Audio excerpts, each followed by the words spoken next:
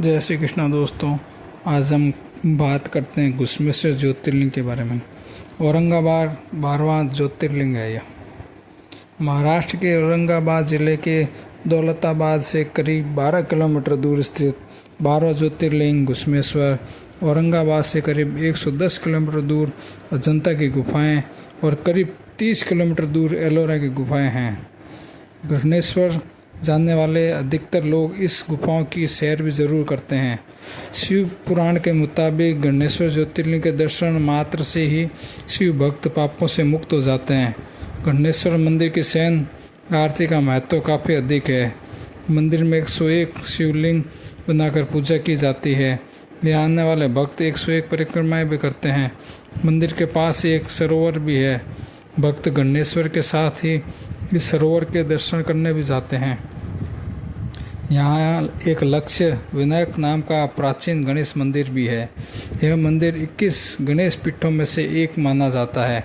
घुश्मेश्वर महादेव के दर्शन करने से सभी प्रकार के पाप नष्ट हो जाते हैं तथा उसी प्रकार सुख समृद्धि होती है जिस प्रकार शुक्ल पक्ष में चंद्रमा की। घुश्मेश्वर मंदिर की प्राचीन इमारत मुगल और मराठा राजाओं की लड़ाई में कई बार नष्ट हुई। कई बार इसे फिर से बनाया गया। इस प्राचीन मंदिर का जीर्णोद्धार महाराजा शिवाजी के दादा मोल्लाजी भोसले वेरुल ने 16वीं शताब्दी में करवाया। इसके पश्चात इस मंदिर का पुनर्निर्माण 18वीं शताब्दी में इंदौर की महारानी अहिल्याबाई होलकर ने करवाया, जिन्हें काशी विश्वनाथ, गया के विष्णु मंदिर और सोमनाथ के भव्य मंदिरों जैसे अनेकों हिंदू मंदिरों का जीर्णोद्धार कराने के लिए जाना जाता है।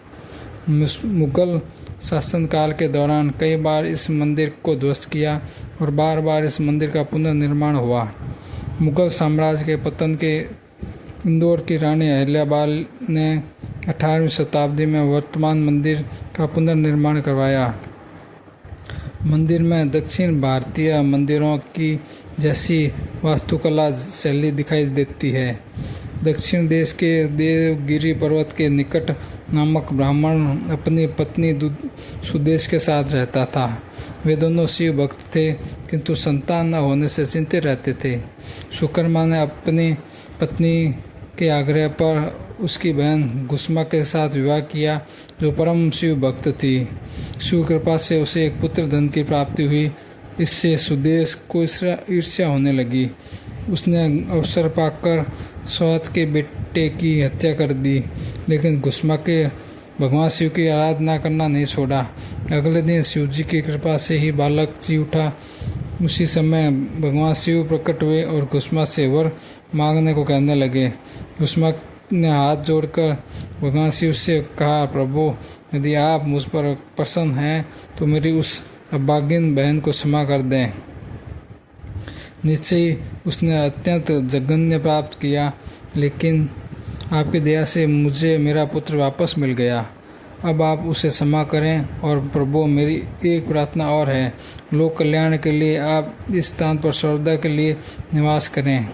भगवान शिव ने उसकी ये दोनों बातें स्वीकार कर ज्योतिर्लिंग के रूप में प्रकट होकर वही निवास करने लगे।